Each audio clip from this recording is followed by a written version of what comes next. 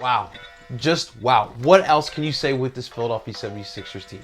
The Sixers faced off against the New Orleans Pelicans and took care of business down at the Wells Fargo Center. And here, guys, we're going to review the Sixers' latest game against the New Orleans Pelicans. Guys, I'm in Parceo Philly, uniting all through sports and culture here in the beautiful city of Philadelphia. And today, we're going to talk about our Philadelphia 76ers. But sit back and hang tight, guys, because you don't want to miss this here. Because I guarantee you, this show is going to be more exciting than a Joel Embiid dunk. Let's go, guys. Let's get this. Yeah.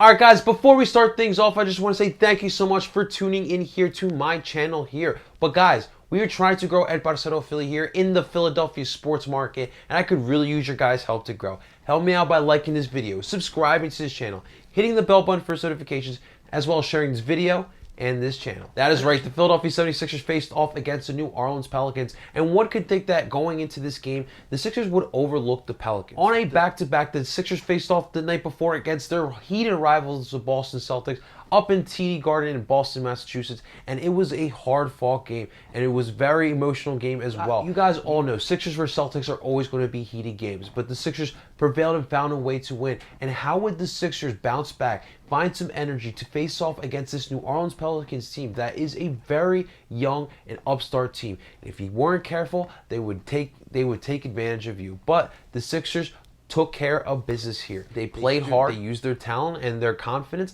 and were able to muscle their way through to a win against the New Orleans Pelicans, 116-109, very similar to the score line last night in Boston against the Celtics. But let's just go ahead and dive into this game here. And first off, I want to talk about Ben Simmons, because Ben got some criticism last night. Offensively, it wasn't the best game for him. He clearly has issues playing up in Boston, specifically this Boston Celtics. Brad Stevens has a game plan of stopping Ben Simmons. He has the players to go through this game, and quite frankly, it works every single time. Against the New Orleans Pelicans, he would go up against Drew Holiday, our former point guard at one point, and you know he was working it against Drew Holiday. He was driving to the paint. The transition game was working well. Defense in general was working well for the Sixers. When the defense is creating turnovers and is moving to that quick transition, that is when Ben Simmons and the Sixers team is at their most dangerous. Ben would finish this game with 24 points, 11 assists, and 3 boards. I expected this type of performance from Ben Simmons. He always finds a way to bounce back after a heavily criticized game like the one he had against Boston, and this is kudos to him.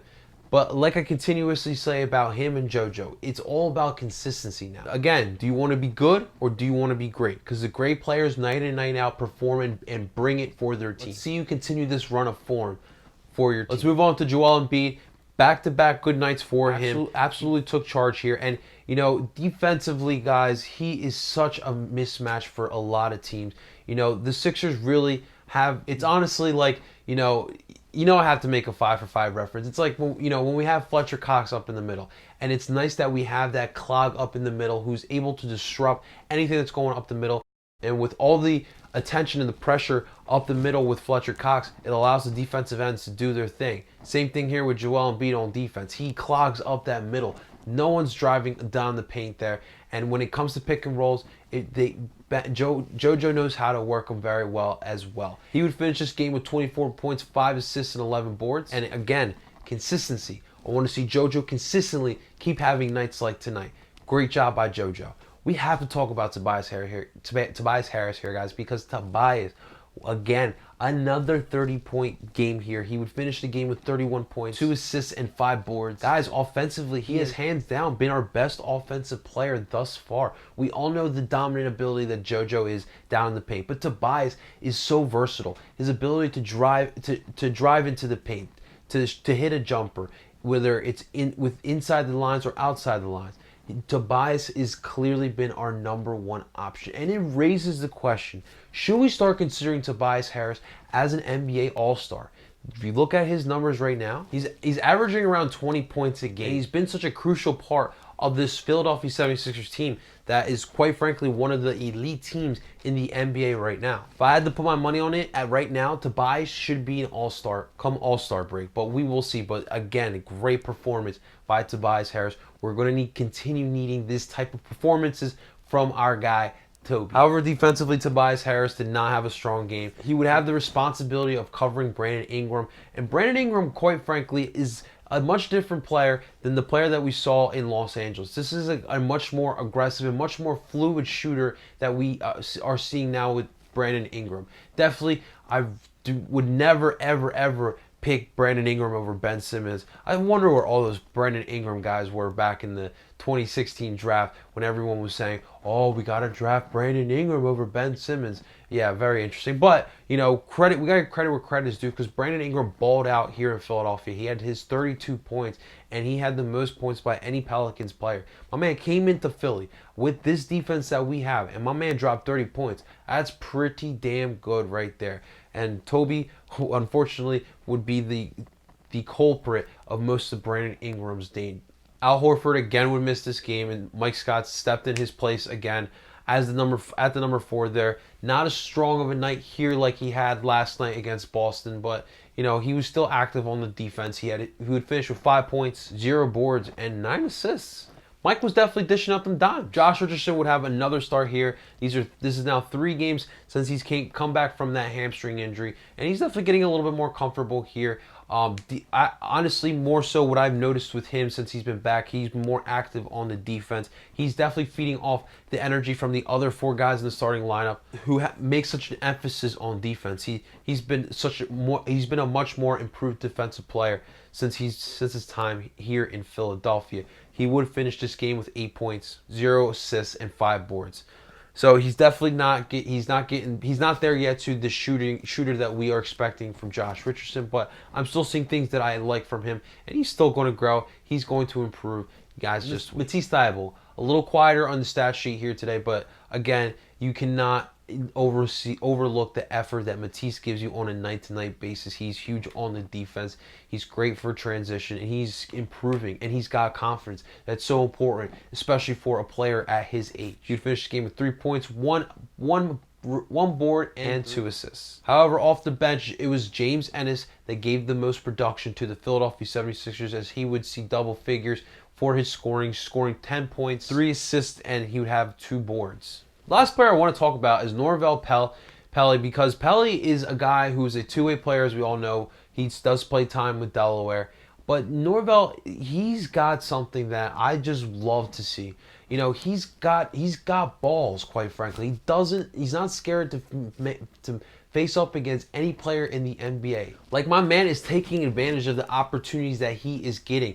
Obviously, no Al Horford. While Kyle Quinn didn't see a lot of time, but Norvel Pelly, at every minute that he got, he would take advantage of it. He would finish this game with 6 points, 2 assists, 5 boards, and 3 blocks. He was huge here.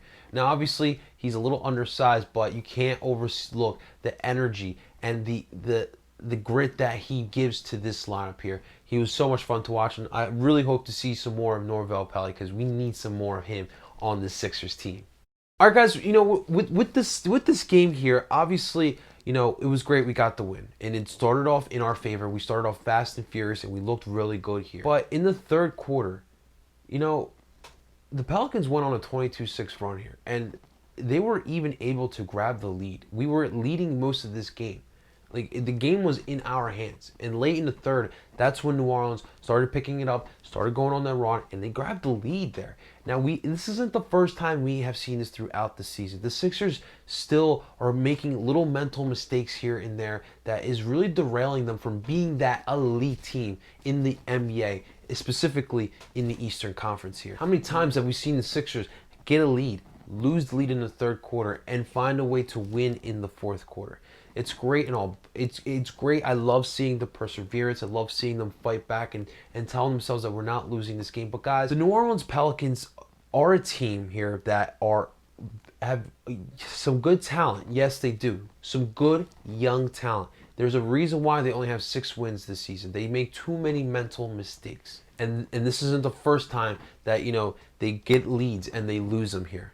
Now, for the Sixers, though, I don't want to continue seeing them having to come back and to get wins. Against the New Orleans Pelicans, a young team that is inexperienced and that only has 6 wins, I want to see my Sixers put this team down in the dirt, okay?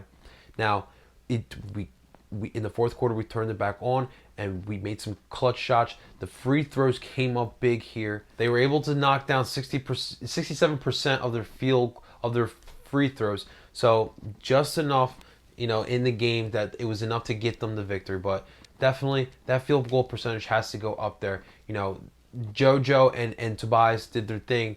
Ben was only 60% of his free throw. So Ben is going to keep getting those looks at the free throw. He needs to keep knocking them down. And it was also crazy too, see New Orleans have 3 former Sixers players. Obviously, JJ Redick is the one that we were all excited to see. Seeing JJ back, he was a crucial part of the team that you're seeing today. He was a veteran guy. Rubbed off some knowledge on some of these Sixers players that you are seeing here today. JJ would have 19 points and three assists. The jumper was knocking down for JJ Redick. Drew Holiday was back in town, guys. It was so weird seeing Drew Holiday, our former point guard, match up against Ben Simmons, our point guard today, and that was fun to see for sure. And it's always great seeing Drew Holiday. When it comes to Drew, he obviously was the first sacrifice in the process. If you guys remember, Sam Hinkie made the first domino fall by trading Drew Holiday to New Orleans in the first season. That would bring over Nerlens Noel. That would bring over the draft pick that would eventually turn into Dario Saric. So that's really what started the process and what you've seen today. He was the first sacrifice, and Drew's still kicking. Drew's still in New Orleans. He's had a lengthy career now in New Orleans. He's had a solid career too now. He only's been playing with 2 teams. He's had solid numbers as well. Tonight here, he was an Energizer Bunny, quite frankly. He had 12 points with 10 assists and 6 boards. And that's really what you get with Drew Holiday. And, looking back at it now, I remember the day Drew Holiday got traded, I was really upset because I loved Drew Holiday. But, as time went on, I understood the trade, and really, thank you, Drew, for being the first sacrifice for what we got today. Last but not least, Jahlil Okafor. Now, Ja doesn't have much of a positive impact on the Sixers like Drew Holiday and JJ Redick have.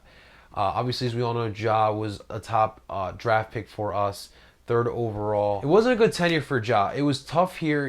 Obviously, if you guys remember, Sam Hinkie had 3 centers on this roster, 3 young top draft pick centers on this roster with Nerlens Noel, JoJo was still on the team back then, and Jahlil Okafor. So for those 3 guys trying to fight for minutes, tried to get in the starting lineup, it was so difficult because all 3 of those guys were NBA 5s. And I remember Brett was at one point trying to put 2 guys to play together. And I remember at one point Brett Brown, when JoJo was still trying to recover from his injuries, he put Nerlens with Ja. That really didn't work out. And then once JoJo was healthy, he tried to put JoJo with Nerlens, and that didn't work either because Nerlens really cannot play a 4. He doesn't really have much of a jumper, so he couldn't really stretch anything as a 4. So it definitely brought back some great memories of the process years. My favorite, quite frankly, my favorite years of the Sixers. Seeing where the team was to seeing where it is now, guys, it is really, really, really, it's so refreshing, and it's so gratifying. The sacrifices not only the Sixers made, but quite frankly, the day one fans, the fans who've been with the Sixers through every era, no matter what, and seeing where this team is now is so great. And it's funny because to me, I like to think of this era of Sixers basketball similarly to like maybe the early Andy Reid years. I feel that a lot of the Sixers fans who've got onto this era of Sixers basketball are a little spoiled. That's nothing wrong with it. I get it. It's not your fault that a winning team fell in your lap, but simply for the fact that it was great teams that we were witnessing back then with Andy Reid, and we are witnessing great teams now with this Brett Brown Sixers. And sometimes I feel as if we don't really appreciate this team as much as we should. Guys, those process years were not fun to watch at all. Pulling out a lineup with Nerlens Noel and Jahlil Okafor, James Anderson, T.J. McConnell, really, really raw, Tony Roten, Ish Smith, K.J. McDaniels, Larry Sims, Richaun Holmes. Guys, I can keep going on and on and on, but to seeing now a starting lineup of Joel Embiid, Al Horford, Tobias Harris, Josh Richardson, Ben Simmons. I've been blessed. I truly and honestly have been blessed. All right, guys, next up for the Philadelphia 76ers. They will be back on Sunday afternoon after this back-to-back that they just had here. Sunday, they will be up in Brooklyn to face off against the Brooklyn Nets. That will be a good test for this team. We have yet to face Brooklyn this season, so I'm really going to be interested to see what this Brooklyn Nets team looks like, quite frankly. We all know that, Kyrie Irving is now there. They're still waiting for KD to get healthy. It's so weird to think KD is going to be part of the Nets. but yeah, this is a new Nets team. So it's going to be exciting to see what they do. Obviously, Kyrie has put in work on us at times when he's part of the Boston Celtics. So it'll be good to see an old foe. But it's going to be a crazy Sunday, obviously, in Philly sports. The Eagles at 1 o'clock, the Flyers at 5, the Sixers at 6 o'clock. I will be down in D.C., though, so I will be all Eagles'd up. I will try to, keep an eye on the Flyers and Sixers, but no promises there. But, guys, that's all I got for you as far as the Sixers go. It's Sixers win yet again another one. And, guys, also, too, what we have to mention, the Philadelphia 76ers are now in second place of the Eastern Conference and have the third best record in the NBA. Let that settle in just a bit. Final score is 116-109. Sixers take care of business. And guys, that is all I have for you today. But guys, if you want to talk about this Sixers game against the Pelicans, let me know down below in the comments below. Let's talk about anything Sixers. Let me know below. Thank you so much, guys, though, for checking this channel out and checking out this video and this channel out, quite frankly. We are really trying to grow El Parceo Philly here in the Philadelphia sports market, and I could really use your guys' help to grow here. Help me out by liking this video, subscribing to this channel, hitting the bell button for notifications, as well as sharing this video and this channel. And of course, guys, if you want to follow me on other platforms of social media, definitely do so. You can follow me on Twitter at El Parceo Philly, and you can also follow me on Instagram at L_Parcero_Philly. And until next time, mi gente, I'm El Parcero Philly, telling you guys to always, always, always, always trust the process. I'll catch you guys later.